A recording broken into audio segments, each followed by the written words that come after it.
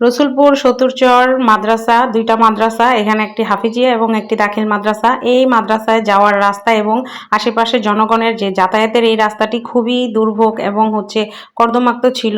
সেই রাস্তা নিয়ে আমি প্রথমে একটি প্রতিবেদন তৈরি করেছিলাম অনেক আগে, কয়েক মাস আগে। তো আলহামদুলিল্লাহ ওই রাস্তার কাজ এখন শুরু হয়েছে। তো এই যে দেখেন কত সুন্দর রাস্তা হচ্ছে, কিন্তু আগের চিত্রটি আপনারা ইতিমধ্যেই দেখতে পাবেন যে ওই প্রতিবেদন তৈরি করার পরে কয়েকজন সাংবাদিকরা এসেছিলেন। আসসালামু আলাইকুম। এই হচ্ছে মাদ্রাসায় যাওয়ার রাস্তা, সতুচর, ওই যে দাখিল মাদ্রাসা, আর ওই যে এটা হচ্ছে হাফিজিয়া মাদ্রাসা। তো রাস্তার অবস্থা দেখেন, মানে আজকে ছেলেটাকে নিয়ে আসলাম, এই যে এই বাবুরাও যাবে, আরও এরকম ছোট, আরও সকালবেলায় অনেক বাচ্চারা চলে গেছে, পড়ে যাবা। তো যাই হোক, ব্যাপার হচ্ছে কি যে বর্তমানে এরকম একটা প্রতিষ্ঠানের সামনে এই রাস্তা, এরকম কাঁচা রাস্তা, এটা কি কর্তৃপক্ষের নজরে আসে না নাকি? মানে এই অনেকটা রাস্তা এরকম, দুইটা বড় বড় মাদ্রাসা, এখানে মাদ্রাসা হচ্ছে গুরুত্বপূর্ণ একটা প্রতিষ্ঠান। তো যত দ্রুত সম্ভব এই রাস্তাটা সংস্কার করলে ভালো হয়। আসসালামু আলাইকুম। জুতাগুলো খুলে যেতে না হয়, জুতা খুলে যান, সামনের রাস্তা আরও খারাপ, পড়ে যাবেন। ওই যে মাদ্রাসার ছাত্র আরও আসতেছে, আমার ছেলেটাকে নিয়ে কত কষ্ট, এই যে জুতাগুলো হাতে, ব্যাগ আরেক হাতে, ছাতা আর ছেলের আরেক হাতে ধরছি, এদিকে নিজের বোরকাও যাইতেছে গা ব্যাগটাকে। তো রাস্তা একজনকে দেখা ওরে বললাম একটু দূরে নাও, একটু গেছি গা। তো যাই হোক, ব্যাপার হচ্ছে গতকালকে বৃষ্টি ছিল, এর জন্য আসি নাই। আজকেও যদি না আসি, একসাথে 3 দিন না আসলে মাদ্রাসার ছাত্ররা তো জানেনি একটু অন্যরকম হয়, পরে আর মাদ্রাসায় আসতে চাইবো না। এর জন্য এত প্যাক কাদা অপেক্ষা করেও আসলাম।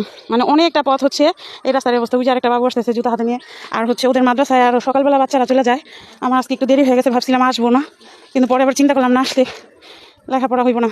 তো যাই হোক, এটা হচ্ছে হাফিজিয়া মাদ্রাসা, আর ওইটা দাখিল মাদ্রাসা। তো দুইটা রাস্তায়, মানে দুই মাদ্রাসার ছাত্রদের রাস্তা এই একটাই, এখান দিয়ে ছাড়া আর রাস্তা নাই। ভাবছিলাম ওই দিক দিয়ে আসা যায় কিনা, অনেকে জিজ্ঞেস করলাম যে এই রাস্তা ছাড়া বিকল্প আসেনি, এই দিকটা নাই, আরেকটা আছে অনেক দূর দিয়ে ঘুরে আসতে হয়। তো যাই হোক, এই রাস্তাটা সংস্কারের জন্য সবার কাছে, এলাকাবাসী সহ কর্তৃপক্ষের কাছে অনেক অনুরোধ রইল যাতে দ্রুত এটার কাজ ধরা হয়। আল্লাহ হাফেজ। তো আলহামদুলিল্লাহ, আল্লাহর দরবারে শুকরিয়া যে মানুষের জনদুর্ভোগ কমেছে। এই যে রাস্তাটি সুন্দরভাবে মানে ডাবল লেয়ারের ইট দিয়ে সংস্কারের কাজ চলতেছে। তো ওই যে ওই ভাই দেখাশোনা করেন, মাঝে মাঝেই দেখি যে রাস্তায় এসে দেখতেছেন কাজ ঠিকঠাক চলতেছে কিনা। তো আপনাদের আশেপাশে, মানে এই সতুরচরের বা রসুলপুরে যারা আছেন আশেপাশে, সবারই দায়িত্ব ঠিকঠাক মতো কাজ হচ্ছে কিনা এটা দেখে নেওয়া। কারণ সরকার তো বারবার টেন্ডার দিবে না বা কাজ দিবে না, এখন কাজ আসছে, আপনারা দেখে শুনে সবার দায়িত্ব এই রাস্তাটা সুন্দরভাবে যাতে সংস্কার করা হয়, যাতে জনদুর্ভোগ কমে, মাদ্রাসার ছাত্রছাত্রী, অভিভাবক এবং আশেপাশে যারা আছেন সবাই যাতে সুন্দরভাবে এই রাস্তা দিয়ে চলাচল করতে পারেন। এটাই এই যে এখান থেকে এই রাস্তাটা পুরোপুরি কাজ শুরু হয়ে গেছে এবং আলহামদুলিল্লাহ কিছুদিনের মধ্যে হয়তো শেষ হবে। তো সবাই ভালো থাকবেন।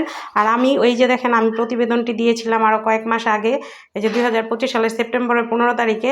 তো তার 2 দিন পরে দেখলাম সাংবাদিক সাহেবরা এবং এলাকার গণ্যমান্য ব্যক্তি, উপজেলা প্রশাসন থেকে লোক আসছিলেন। এরপরে অর্ধেক রাস্তার কাজ হয়েছিল, তারপরে এবার পুরোপুরি রাস্তার কাজ শুরু হয়ে গেছে আলহামদুলিল্লাহ। তো অন্ততপক্ষে নিজের কাছে এটা ভালো লাগতেছে যে একটা ভালো কাজের সঙ্গে যুক্ত থেকেছি। সবাই ভালো থাকবেন। আল্লাহ হাফেজ।